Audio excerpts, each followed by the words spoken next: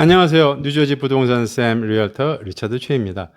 뉴저지는 미국에서도 재산세가 높은 주로 잘 알려져 있죠. 평균 재산세 고지액도 2025년 기준으로 연간 $10,000가 넘습니다. 그러다 보니 집을 이미 소유하고 계신 분들뿐만 아니라 앞으로 집을 사시려는 분들도 이 재산세에 대해서 좀 이해하고 계시는 게 좋을 듯합니다. 왜냐하면 재산세는 단순히 많고 적음의 문제가 아니라 평가액이 잘못되면 어필도 해야 되고 늦게 내면 리인까지도 생길 수 있기 때문입니다. 이러한 이유로 최근에는 뉴저지의 회계사협회, 부동산협회, 평가사협회 등에서도 재산세를 쉽게 이해할 수 있도록 종합 가이드를 만들어서 내놨습니다. 이 내용을 최대한 쉽게 실제 집주인 입장에서 이해될 수 있도록 정리해 보도록 하겠습니다. 아주 간단하게 말씀드리면 재산세는 집을 가진 사람이 매년 내는 지역 운영비라고 생각하는 게 좋겠죠. 이 돈은 주로 세 곳으로 나뉘어서 들어가게 되는데 첫째는 학교, 둘째는 타운 또는 시정부, 셋째는 카운티. 그리고 이렇게 거친 돈은 어디에 쓰이느냐? 공립학교 운영, 행정 서비스, 공공시설 관리, 도로 같은 인프라, 레크레이션 서비스 등에 이용이 됩니다. 즉 재산세는 단순히 세금이 아니라 내가 사는 지역의 생활 환경을 유지하는 데 들어가는 돈이라고 보시면 됩니다. 재산세는 갑자기 아무런 기준 없이 나오는 것은 아니겠죠. 매년 일정한 순서대로 계산이 되어서 나옵니다. 그 흐름은 크게 6단계로 나눌 수 있는데요. 첫 번째는 어세스먼트, 평가가 되겠죠. 두 번째 버짓, 예산을 잡고요. 세 번째 계산을 하겠죠. 캘큘레이션. 네 번째는 그걸 빌링하게 됩니다. 다섯 번째는 페이먼트, 납부를 하고 여섯 번째 디스버스먼트, 배분을 하겠죠. 이 과정을 순서적으로 설명을 드려보도록 할게요. 재산세를 이해할 때 가장 먼저 알아야 하는 단어가 어세스먼트입니다. 즉 평가죠. 이 평가를 통해서 나온 수치를 assessed value라고 부르는데요. 이걸 아주 쉽게 말하면 재산세 계산을 위해 타운이 정해놓은 집의 공식 가치입니다. 여기서 헷갈릴 수가 있는 것이 그러면 assessed value가 곧 집 시세라는 뜻인가요? 그렇지는 않습니다. 예를 들어서 어떤 집이 실제 시장에서는 $800,000에 팔렸어도 타운에서는 그 집의 assessed value를 $720,000로 잡아놓을 수 있습니다. 그러면 재산세는 실제 매매 가격 $800,000 기준이 아니라 타운이 정한 $720,000 기준으로 계산이 됩니다.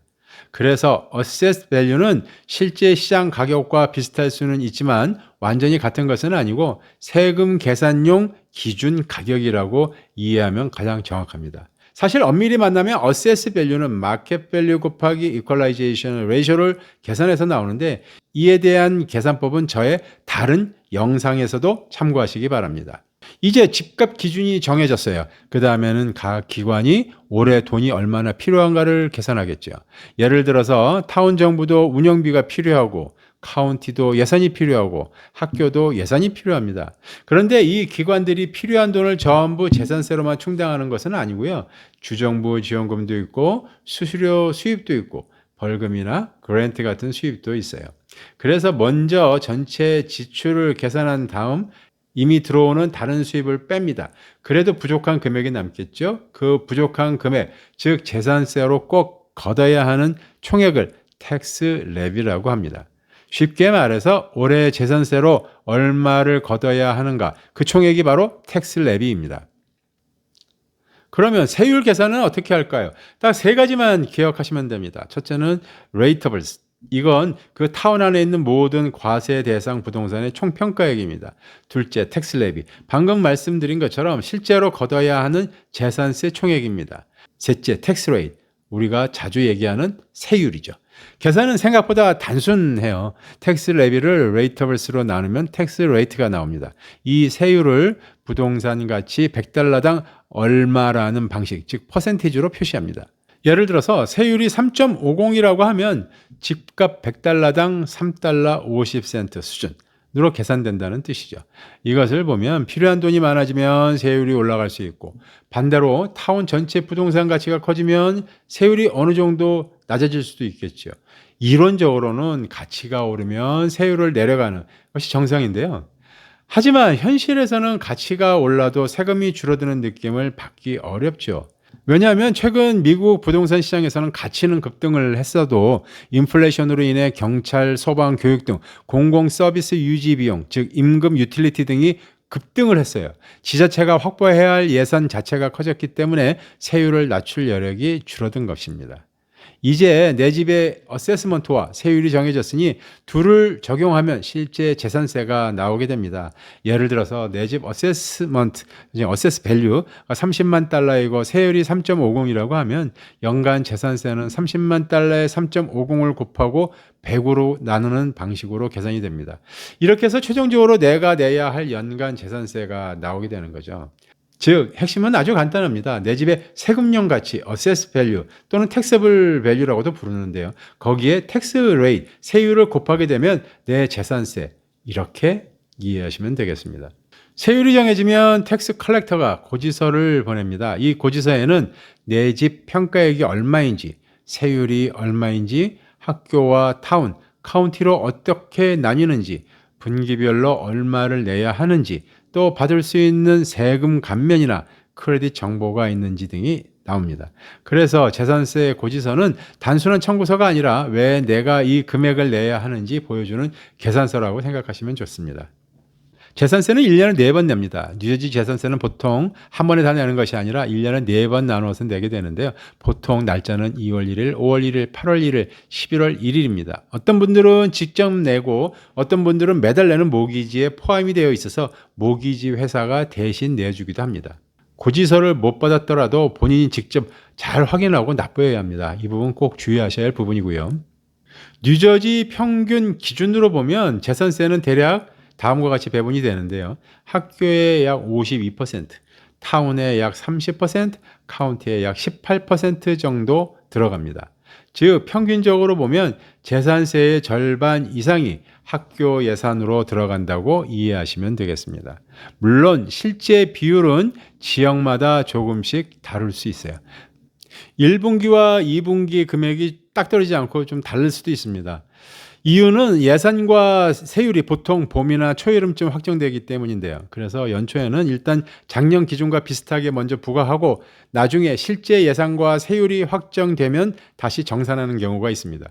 쉽게 말해서 앞에 부분은 추정치로 먼저 걷고 뒤에서 실제 금액에 맞게 조정되는 구조라고 이해하시면 됩니다. 만약에 재산세를 안 내면 무슨 일이 벌어질까요? 이 부분 정말 중요하죠. 재산세와 이자를 11월까지 다 내지 않으면 타운은 그 부동산의 텍스 린, 즉 세금 유치권을 설정할 수 있습니다. 이게 무슨 뜻이냐면 집을 자유롭게 팔기 어려워질 수가 있고 이자는 계속 쌓이고 결국 그 린이 투자자에게 매각될 수도 있고 오랫동안 해결하지 못하면 차업으로 이어질 수도 있다는 뜻입니다. 즉 재산세 미납은 단순한 연체가 아니라 집의 소유권 자체에 영향을 줄 수 있는 문제라는 점을 꼭 기억하셔야 합니다. 연체 이자도 생각보다 큽니다. 보통 그레이스 피리어드가 끝난 뒤에 내면 그달 1일부터 소급해서 이자가 붙습니다. 문서 기준으로 보면 첫 $1,500 연체분에는 8%, 그 초과분에는 18%가 적용될 수 있고 연간 연체액이 $1만 달러를 넣으면 추가 벌칙이 붙을 수도 있습니다. 그래서 재산세는 나중에 내지 뭐 하고 미루기 시작하면 생각보다 부담이 빨리 커질 수 있습니다. 내 집 어세스먼트가 너무 높게 잡혔다고 생각이 되면 그냥 속으로 불만만 가질 것이 아니고 어필, 즉 이의 신청을 할 수 있어요. 대부분 카운티에서는 마감이 4월 1일이에요. 매년 2월에 받는 노티스 오브 어세스먼트를 보면 토지가치, 건물가치, 총평가액, 전년도 비교, 전년도 부가세액 같은 내용이 나옵니다. 이걸 보고 이건 실제 시장가보다 너무 높은데? 라고 판단이 되면 공식 절차를 통해서 조정 요청을 할 수가 있습니다. 즉 평가액은 무조건 받아들여야 하는 절대값이 아니라 필요하면 다툴 수도 있는 대상이라는 점도 기억하시면 좋겠죠. 모기지 회사가 세금을 대신 내고 있는지 확인해야 하고요. 에스크로 밸런스도 체크해 보시는 것이 좋고요. 모기지를 다 갚으셨다면 텍스 컬렉터 쪽에 알려서 납부 책임이 본인에게 넘어왔는지 확인하셔야 합니다. 우편 주소가 정확한지도 꼭 확인해야 하고 온라인 납부를 할 때는 블락, 랏, 퀄리피케이션 같은 부동산 식별 정보를 정확히 입력해야 합니다. 의외로 세금 액수 자체보다 납부 방식이나 행정 처리 실수 때문에 문제가 생기는 경우도 적지 않습니다. 그리고 뉴저지에는 재산세 감면 혜택도 있어요. 예를 들어서 시니어 프리즈, 앵커, 스테이 엔저이 같은 프로그램도 있으니까 이런 것은 자격 요건이 있는지 따로 한번 확인해 보는 것도 좋습니다. 재산세는 내가 사는 지역의 학교, 행정, 공공시설, 생활 인프라를 유지하는 데 쓰입니다. 재산세는 시세가 아니라 평가액 기준으로 계산이 됩니다. 평가액이 높다고 느껴지면 4월 1일 어필 마감을 놓치시면 안 됩니다. 오늘 영상이 뉴저지에서 집을 가지고 계신 분들, 또 앞으로 집을 사시려는 분들께 도움이 되었으면 좋겠네요. 뉴저지 부동산 쌤이었습니다. 구독과 좋아요 잊지 마세요. 감사합니다.